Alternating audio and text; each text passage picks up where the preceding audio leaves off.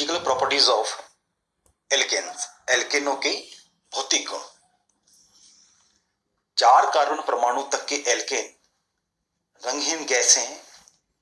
5 से 17 कार्बन परमाणु तक के एल्केन रंगहीन गंधहीन द्रव वे इससे उच्चतर एल्केन रंगहीन गंधहीन ठोस के रूप में पाए जाते हैं। समस्त एल्केन अध्रुवीय अणु के रूप में होते हैं, अतः ये जल एवं ध्रुवीय विलायकों में अविलयशील होते हैं, लेकिन बेंजीन, ईथर आदि जैसे अध्रुवीय विलायकों में विलयशील होते हैं।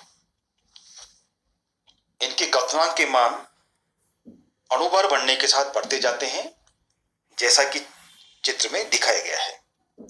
लेकिन समावयवी एल्केनों में शाकित एल्केनों के क्वथनांक अशाकित एल्केनों की तुलना में कम होते हैं और शाखाओं में वृद्धि के साथ एल्केनों के क्वथनांक घटते जाते हैं।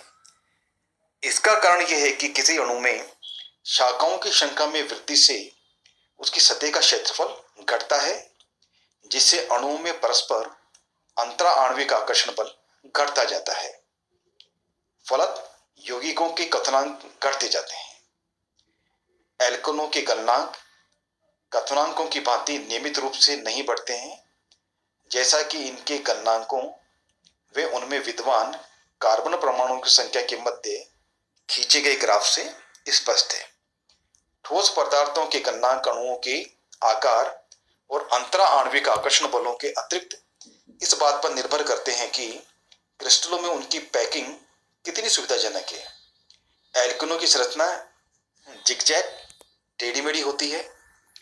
इस कारण कार्बन परमाणु की विषम संख्या होने पर श्रृंखला के दोनों सिरे एक ही तरफ स्थित होते हैं, जबकि सम संख्या होने पर ये एक दूसरे से विपरीत स्थित होते हैं। विषम संख्या में कार्बन परमाणु की श्रृंखला, सम संख्या में कार्बन परमाणु की श्रृंखला। इन दोनों संरचनाओं से स्पष्ट है कि एल्केन में कार्बन परमाणु की संख्या सम होने पर वे क्रिस्टल में अधिक निकटता से पैक हो जाएंगे और उनके गलनांकों के मान बढ़ जाएंगे।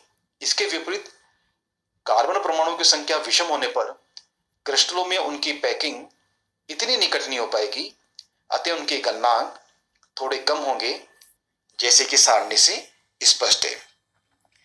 कुछ प्रारंभिक एल्केनों के गलनांक, क्वथनांक एवं आपेक्षिक घनत्व के मान इस सारणी में दिए गए हैं।